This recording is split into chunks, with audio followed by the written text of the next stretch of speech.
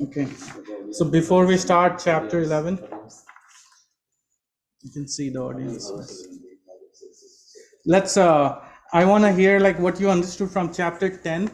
Can anybody tell the chapter 10 name is the opulence of the absolute?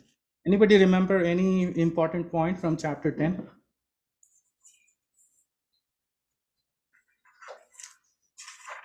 Any verse, any point? Start with the Krishna 6 opulences. Okay, wonderful. Okay, the Bhagwan aspect of Krishna. Yeah.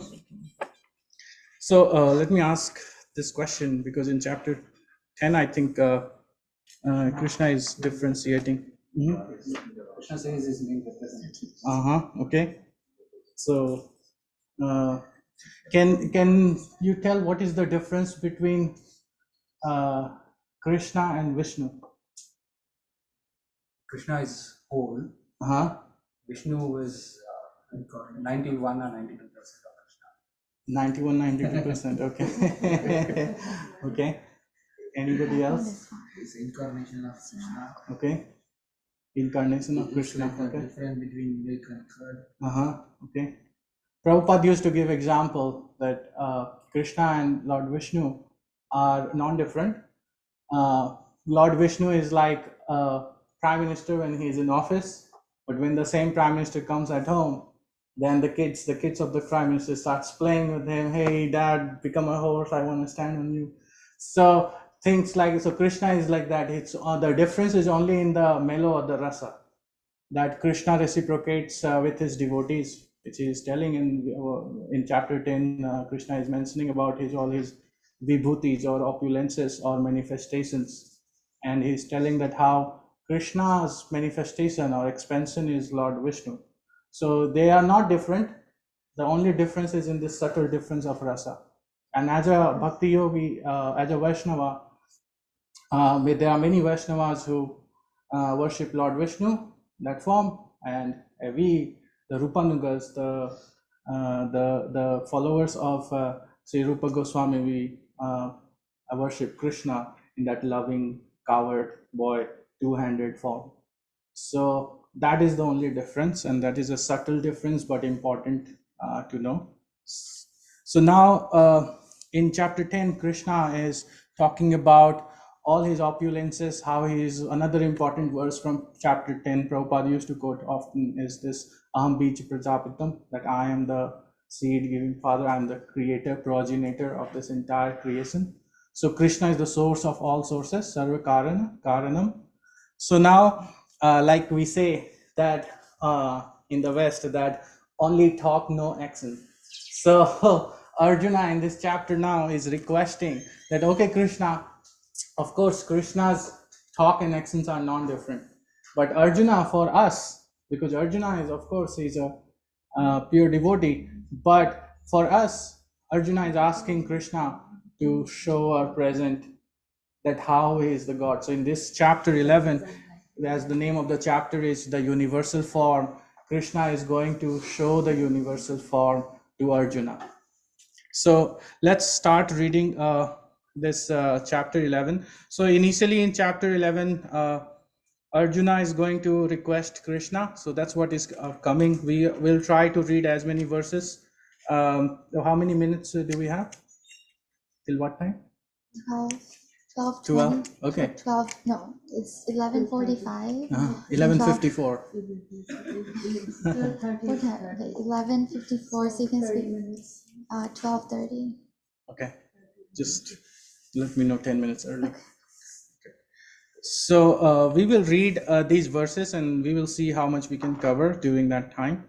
So initially, Arjuna is going to request Krishna to show his universal form.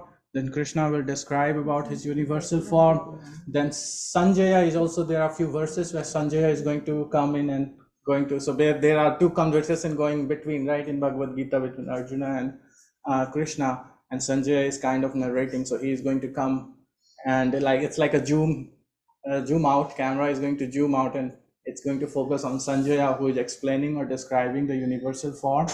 And then Arjuna is going to describe. So Arjuna first, he becomes in awe with the amazed by the universal form, but then he's going through lots of different emotions. So he will be amazed, but he will be also scared.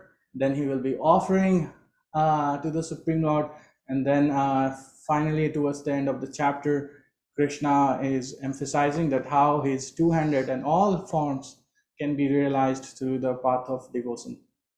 And Prabhupada is another very important thing coming in this chapter will be that Prabhupada is mentioning that how this universal form is not an important form for the devotees, because we worship, devotees like to worship Krishna in the two-handed coward boy from Vrindavan, that form. So let's dive into it. So devotees are there on the online also. So I'm going to ask devotees from online first to read the purport. So I will read the verse and the translation, and then I will ask one by one from the Zoom online devotees to read the purport. So I want to make sure everybody have Bhagavad Gita with them. It's Bhagavad Gita chapter 11 verse 1. I hope everybody have Bhagavad Gita online in front of them. So let's start. Arjuna Vacha Mad Anugrahaya Paramam Guhyam Adhyatma Samjitam Yatvak Yoktam Vachastena Mohoyam Vigato Mama. Arjuna said, by hearing the instructions you have kindly given me about these most confidential spiritual subjects, my illusion has now been dispelled. So who can you please call one by one devotees to read? The translation? Yes, I want purport to be read by the devotees who are attending online. So let's start with Rico Prabhu. Prabhu, are you there? Go ahead, Prabhu. Nice to see you. Oh, nice to see you too. Go ahead, please read the purport.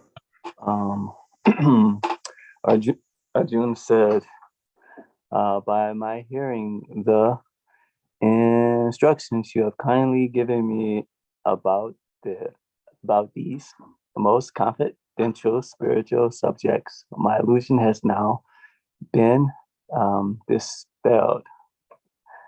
Purport. This chapter reveals Krishna as the cause of all causes. He is even the cause of the Mahavishnu, from whom the material universe emanates. Krishna is not an incarnation. He is the source of all incarnations. That has been completed, explained in the last chapter. Okay. Now, as far as Arjuna is concerned, he says that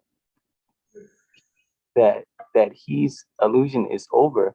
This means that Arjuna no longer takes of Krishna as a mere human being, as a friend of his, but as the source of everything. Arjuna is very enlightened and is glad that he has such a great friend as Krishna. But now he is thinking that although he may accept Krishna as the source of everything, others may not. So in order to establish Krishna's divinity for all, he is requesting Krishna in this chapter to show his universal form. Actually, when one sees the universal form of Krishna, one becomes frightened, like Arjuna. But Krishna is so kind that after showing it, he converts himself again into his original form. Arjuna agrees to what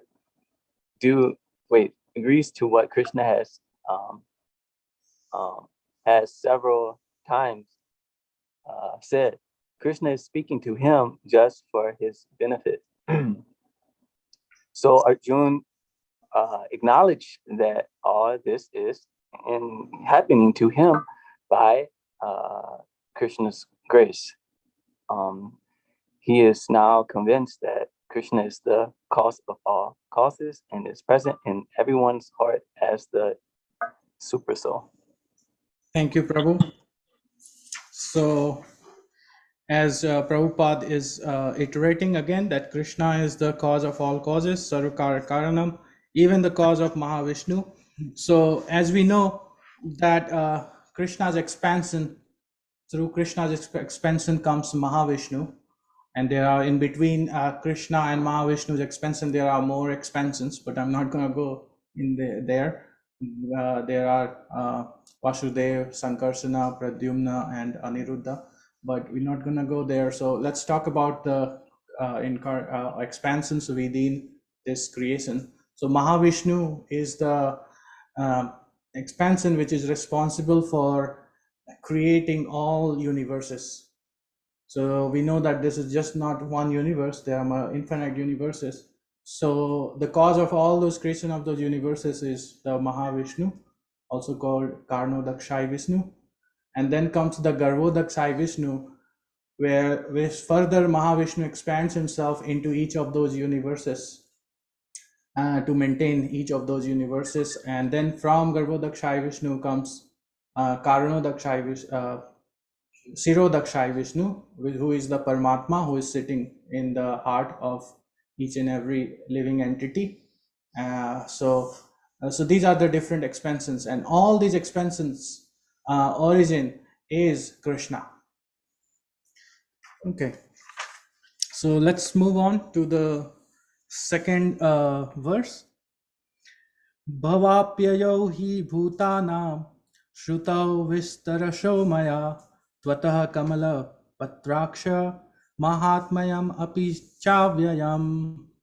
So can I ask Dr. Trivedi sir? Sir, how are you? Can you please read the translation and the purport?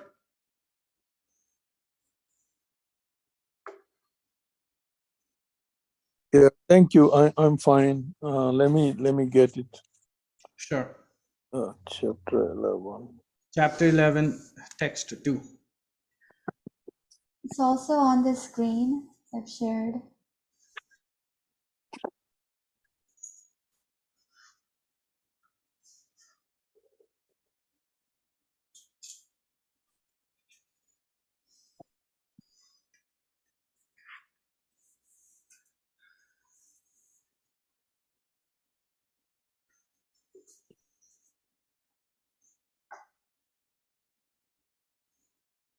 And then who is next? Arjun addressed Lord Krishna as lotus-eyed.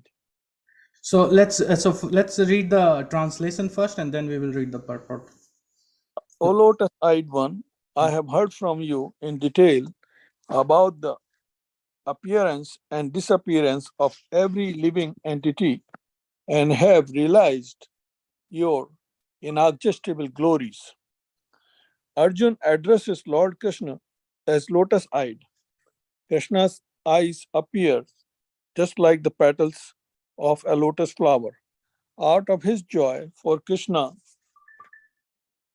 has assured him. In the previous chapter, Aham Krishna Jagataha Prabhavu Pralayas Tata, I am the source of the appearance and disappearance of this entire material manifestation. Arjuna has heard of this from the Lord of detail. Arjun further knows that in spite of his being the source of all appearances and disappearances, he is aloof from them. As the Lord has said in the 9th chapter, he is all pervading, yet he is not personally present everywhere. That is the inconceivable opulence of Krishna, which Arjun admits that he has thoroughly understood. Would you like to explain, sir? Add something? Well, what Krishna has said that I am everywhere, and still I am involved in everything, but still I'm beyond everything. So though I am in everything, I pervades in everything. still I am above it. So do not have an impression that I control everything there. I am there to control everything, to micromanage. But I am all pervading. That's what Krishna says. Yes, thank you. Just like a sun is there, but then the sun pervades each and everything with its sunlight. So similarly, Krishna, with his expanses, has pervaded the entire universe and beyond. Okay, thank you. Now, it does not mean that Krishna cannot micromanage everything, but it is just that he leaves a lot of things on the niyati. Niyati means what is to happen. Krishna does interfere, but very rarely. Like in the case of when Parikshit was dead, then he gave life to Parikshit. So in rare occasions, he interferes and changes the niyati, changes the fate. But what he is saying that I'm all pervasive, I'm everywhere. Okay, but it doesn't mean that I'm micromanaging everything. You have a free will and you should do what is the right thing to do. Yeah, so one example I have heard in one of the classes was the best management is where the head, the CEO of the company do not have to interject about each and everything. So he has already, like, the system has been developed and everybody is functioning, but at the same time CEO has the capacity to know or have information of each and everything what is going on in this. So similarly, Lord Sri Krishna has maintained this whole system and been controlled by different of his expansions, and through demigods everything is managed. So in that regard, he has pervaded to each and every entity in this creation. Okay, so let's move on to text 3. Any questions so far? If you have any question in any verse, please just stop me and ask questions, or if you have to add or any comment, then also. So I just don't want it to make it like a one-sided. I think most of the time you hear one-sided kind of a class, but let's make it more engaging, where everybody, all of us, are engaging, trying to understand the verse, because I'm not as qualified as most of you here, so I would love to hear from you also. Okay, so let's move on to text 3. Evam etad yathatha tvam atmanam parameswara drashtum ichhami te rupam aiswaram purushottama. Okay, next, can you call, which is this? This is Kanta Devi Dasi Mataji. Kanta Devi Dasi Mataji, can you please read the translation and the purport?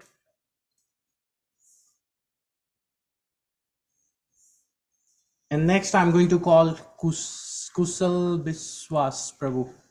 So just letting you know to be ready in advance. Is Mataji there? I'm not sure. I think you can ask Kushal Vishwas. Okay. So No, can we okay. move on to Think anyone from here, Mataji? okay, or so let's move on to Balaji Prabhu can read. Prabhuji here now. Okay, go ahead. O greatest of all personalities, O supreme form, though I see you here before me in your action position, as you have described yourself, I wish to see how you have entered into this cosmic manifestation. I want to see that form of yours. Purport. The Lord said that because he entered into the material universe by his personal representation, the cosmic manifestation has been made possible and is going on. Now, as far as Arjuna is concerned, he is inspired by the statements of Krishna.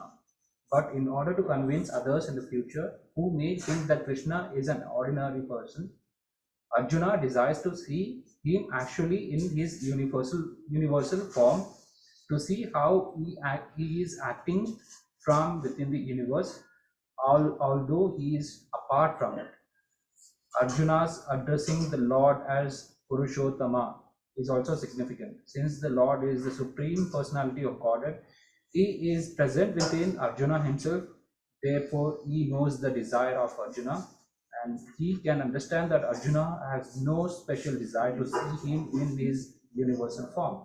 For Arjuna is completely satisfied to see him in his personal form of Krishna. But the Lord can understand also that Arjuna wants to see the universal form to convince the others. Arjuna did not have any personal desire for confirmation.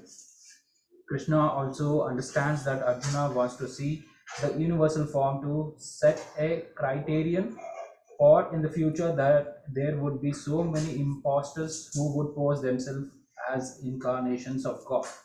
The people therefore should be careful. One who claims to be Krishna should be prepared to show his universal form to confirm his claim to the people. Mhm. Hare Krishna. Krishna, you want to add something? Yeah, it says that Arjuna is already convinced that Krishna is everything, but for the future, for us as well, he's telling that people who tells themselves as Krishna, they should also be ready to show this universal form. So he's actually telling others to not to believe people who says Krishna. If they say Krishna, they should be ready to show universal form. Krishna. So yeah, in chapter 10, Krishna is explaining about his opulences. So Arjuna wants to also kind of further asking or requesting Krishna to substantiate it by showing his universal form, by showing that how he is the cause of all causes. And we will see how Krishna is showing that in subsequent verses. So that's the first part of this verse. So let's read text 4. I think from text 5 Krishna will, Bhagavan Uvacha. So from text 5 Krishna will start to speak. So let's read text 4. मन्यसे यदि तच्चख्यं मया द्रष्टुम् इति प्रभो योगेश्वर ततो मे त्वं दर्शयात्मानम् अव्ययम्. Where is the other? Okay. So I will read. They don't have the Bhagavad Gita. Go ahead, Prabhu. Please read translation and the purport.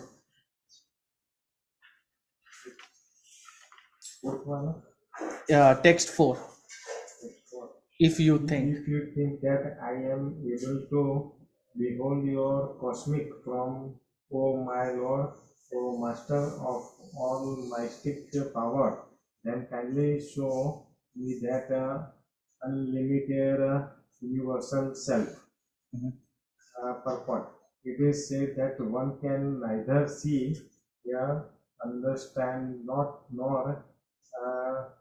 perceive the Supreme Lord Krishna by the material sense. But if one is engaged in loving transcendental service to the Lord from the beginning, then one can see the Lord by revelation.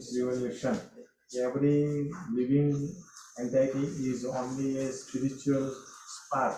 Therefore, it is not possible to see or to understand the Supreme Lord Arjuna as a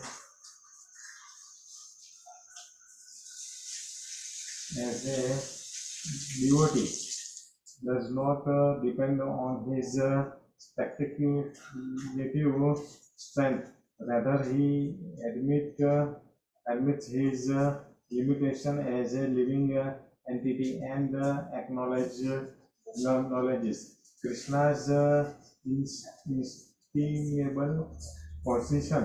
Arjuna could understand that for a living entity it is not possible to understand the unlimited infinity.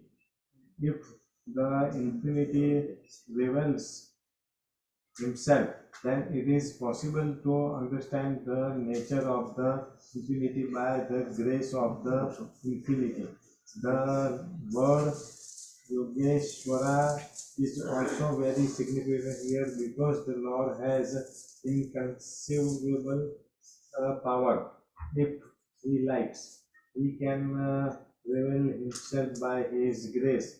Although he is unlimited, therefore Arjuna pleads for the Inconceivable. conceivable grace of Krishna. He does not give Krishna order. Krishna is not obliged to reveal himself unless one surrenders fully in Krishna consciousness and engage in devotional service. Thus, it is not possible for person who depend on the strength of their mental Speculations. spectaculars to see Krishna. Thank you. You want to add something? Say something about this one. Anybody wants to add something about this verse? Yes, online also, if you have to.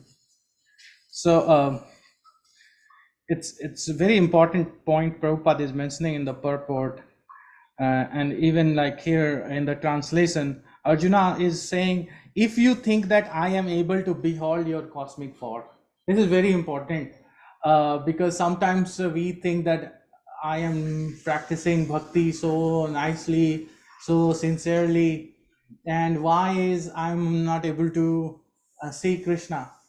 Like there was one devotee, the disciple of Srila Prabhupada, he asked Srila Prabhupada that I am chanting and following four regulative principles, chanting 60 rounds for 6 months regularly, sincerely, but why I'm not able to see Krishna? So this verse is very important, where Prabhupada is also answering through this, is that he's telling that actually we can only wish, devotee can only wish to see, or to have that wish to see the beautiful form of Krishna, and but it's up to Krishna to actually bestow that to us. So devotee mood should always be that humble begging mood, and not from the mood of a pride that I deserve this. Sometimes we think that way when we do some devotional service for many years. We think that I'm so good, I deserve this position, and if somebody else asks us that, Prabhu, now can you please do this, and then we have that pride in us that I was doing this service so well for so many years, and somebody took it away and now it's giving me something else, so I deserve that.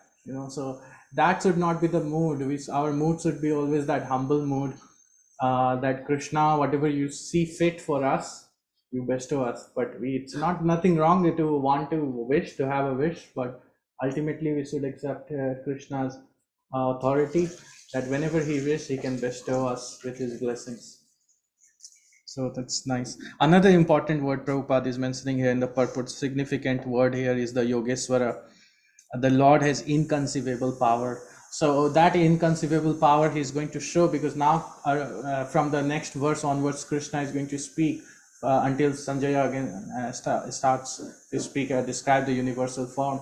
And this universal form is inconceivable. So when we will read this purport, we will have an imagination, but just know that even though this universal form has this material aspect to it, but still it's very hard for us, our mind, to comprehend. So Krishna being Yogeshwara, the perfect knower of the yoga, and also having this inconceivable power, it's very hard to conceive Krishna with our concoction and speculation. So instead of concocting and speculating the subsequent purports that we are going to read, I would request you guys to humbly, just like Arjuna is asking, to have that mood in us and humbly read this purport and see try to understand this universal form of Krishna. Although for devotee, it's not a very significant form, but still it's Krishna, so it's explaining in Bhagavad Gita. So let's hear this about this form. Text 5. Sri Bhagavan Uvacha Pasya me Partha Rupani Satasotstha Sahasrasah Nana Vidhani Divyani Nana Varna Kriti Nicha. Can you please ask Guru, please, can you read text 5 translation and the purport? Yeah, so read the translation first. Yeah, the Supreme Personality of Godhead said, my dear Arjuna, O son of Partha, see Prita. now my opinions of hundreds of thousands of varied divine and multicolored forms. Purot Arjuna wanted to see Krishna in his universal form, which, although yet transcendental form, is just manifested for the cosmic manifestation and is therefore subject to the temporary time of this material nature. As the material nature is manifested and not manifested, and similarly, this universal form of Krishna is manifested and non-manifested. It is not eternally situated in the spiritual sky like Krishna's other forms. As far as a devotee is concerned, he is not eager to see the universal form. But because Arjuna wanted to see Krishna in this way, Krishna reveals the form.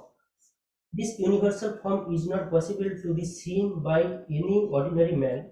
Krishna must give one the power to see it. Okay, thank you. You want to say something about this? You want to say something? Yeah, it is.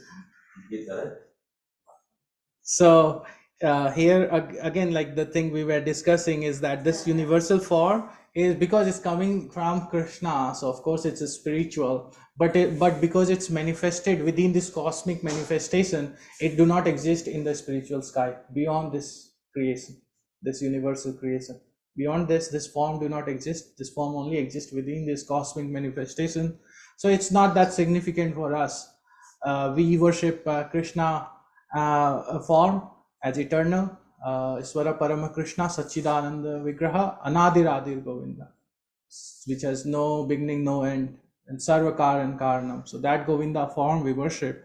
So, but because Arjuna is asking for those people who have doubt that how come Krishna is the Supreme Personality, for those people, Krishna is showing his universal form. So let's dive into the next verse.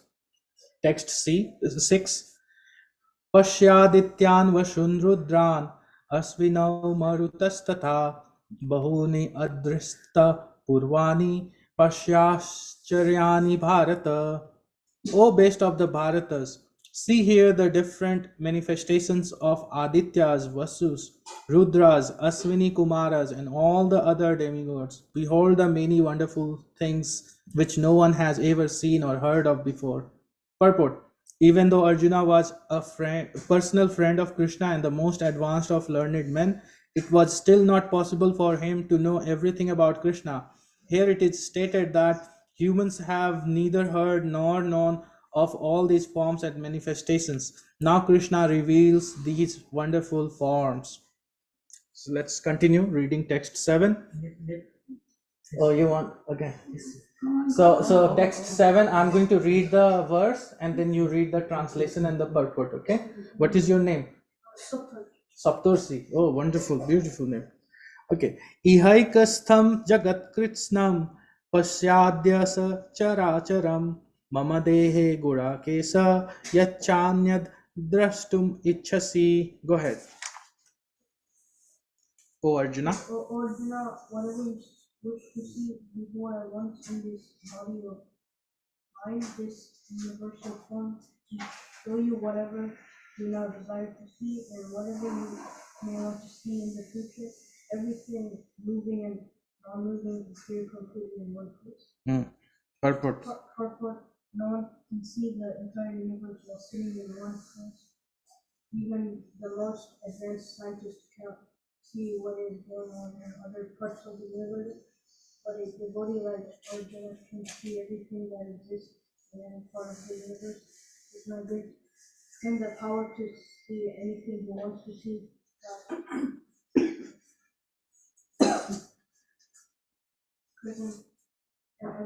Present and future, thus by the mercy of Krishna, Arjuna is able to see. You want to say something? So here Krishna is showing his universal form, which is composed of all these Adityas, Vasus, Rudras, all these demigods, and then he is also showing to Arjuna the past, present, and future. It's like a time travel within that whole his entire universal form. So this is something which Arjuna has never experienced before. Neither it is ever experienced by any of us who are reading this. So let's continue. He's going to show more magnanimous and amazing features, manifestations in this universal form. So let's get to text 8. You want to read text 8? Natumam shakyase drashtum अनेनैव स्वचक्षुषा दिव्यं ददामि ते चक्षु पश्य मे योगम ऐश्वरम्. Translation. But you cannot see me with your present eyes. Therefore I give you divine eyes. Behold my mystic opulence. Purport. A pure devotee does not like to see Krishna in any form except his form with two hands. A devotee must see his universal form by his grace, not with the mind but with spiritual eyes. To see the universal form of Krishna, Arjuna is told not to change his mind but his vision. The universal form of Krishna is not very important. That will be clear in subsequent verses. Yet, because Arjuna wanted to see it, the Lord gives him the particular vision required to see that universal form. Devotees who are correctly situated in a transcendental relationship with Krishna are attracted by loving features, not by a godless display of opulences. The playmates of Krishna, the friends of Krishna, and the parents of Krishna never want Krishna to show his opulences. They are so immersed in pure love that they do not even know that Krishna is the Supreme Personality of Godhead. In their loving exchange, they forget that Krishna is the Supreme Lord. In the Srimad Bhagavatam, it is stated that the boys who play with Krishna are all highly pious souls, and after many, many births, they are able to play with Krishna. Such boys do not know that Krishna is the Supreme Personality of Godhead. They take him as a personal friend. Therefore, Sukadev Goswami recites this verse. इत्थं सतां ब्रह्म शोकानुभूत्या दास्यं गतानं परदैवतेन मायाश्रितानं नरदारकेन शाकं विजहरु कृतपुण्यपुण्यः. Here is the Supreme Person who is considered the impersonal Brahman by great sages, the Supreme Personality of Godhead by devotees, and a product of material nature by ordinary men. Now these boys who have performed many, many pious activities in their past lives are playing with that Supreme Personality of Godhead. The fact is that the devotee is not concerned with seeing the Vishwarup, the universal form, but Arjuna wanted to see it to substantiate Krishna's statements so that in the future people could understand that Krishna not only theoretically or philosophically presented himself as a supreme, but actually presented himself as such to Arjuna. Arjuna must confirm this because Arjuna is the beginning of the Parampara system. Those who are actually interested in understanding the Supreme Personality of Godhead, Krishna, and who follow the footsteps of Arjuna should understand that Krishna not only theoretically presented himself as the Supreme, but actually revealed himself as the Supreme. And the Lord gave Arjuna the necessary power to see his universal form because he knew that Arjuna did not particularly want to see it, as we have already explained. Okay. Yes, you want to say something? This is again reiterating that Arjuna really does not have any desire to see this gigantic universal form of Lord Krishna. He is doing this only for to prove that Krishna is the only one who can show or who can display this universal form, because he knows clearly that in the near future when there will be irreligion pervading all throughout the world, people will claim that I am the God, and they would cheat the innocent public to fool them and make everyone know that I am God. But if anyone claims that I am God, they must be prepared to show this universal form if they think that way. Very nice. I have a question here. So here Prabhupada in the purport is saying that a pure devotee does not like to see Krishna in any form except his form with two hands. Why? Anyone? Why? Because every form of Krishna is Krishna's form, right? So why the pure devotee do not want to see Krishna in any other form than the two-hand forms? Two-hand form is the most beautiful. Most pleasing. How is it pleasing? What is it? It is. It's beautiful and everybody loves it in that form. But that form what he showed, it is very scary. Yes. So Arjuna didn't want to, he was very afraid, and he says, no, you come back in your original form. And that's the way I want to see him, because that form was very, very, you know, so many mouths and people are going into his mouth. So Krishna reveals himself as a supreme, you know, universal form, Right. to show Arjuna, you know, that who he is. And he gave him special Gyan Chakshu, you know, to see. So, but now Arjuna was satisfied. He agreed, yeah, he's not my friend, you know, he's God. You know? So that's why two-hand form is very pleasing. Yes. And he says, come back to your original two-hand form. Yes. Just like gave you the example earlier, that prime minister. So if the prime minister or president, when he comes home and if he still acts like a president, will the family member enjoy? No. No. So to really enjoy, to have that love reciprocation, like cowherd boy, as it is said in the purport from one of the verse in Srimad Bhagavatam, that how these so let me read this Srimad Bhagavatam purport. Here is the Supreme Person who is considered the impersonal Brahman by great sages, the Supreme Personality of Godhead by devotees, and a product of material nature by ordinary men. Now these boys who have performed many pious activities in their past lives are playing with the Supreme Personality of Godhead. So this playing with the Supreme Personality of Godhead, that relish, that love that we get, we cannot get through this different other forms of Krishna. That's why, because ultimately we are the part and parcel of the Lord, and we all want to be happy, and the real happiness comes through true love and devotion towards Krishna, and that we relish as a devotee through this two-handed form of Krishna. Okay, very nice. Let's move on to text 9. Oh, it's 12:30. Want to take any questions? So any or questions? I asked you to remind me 10 minutes early. I would have stopped 10 minutes early. Okay. Any okay. question or any comment? Anybody online or here in person? Okay. Any question? No question? Shemanta, that's a question. Did you understand the accept, right? Whatever Prabhu says. Okay, so I will just quickly summarize.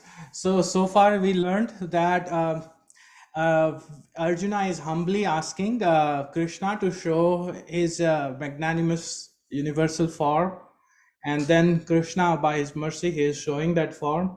And Prabhupada is mentioning, although this form is not important for a devotee, because devotee relish more through the two-handed forms, but still, for the sake of general masses, Krishna is showing his universal form.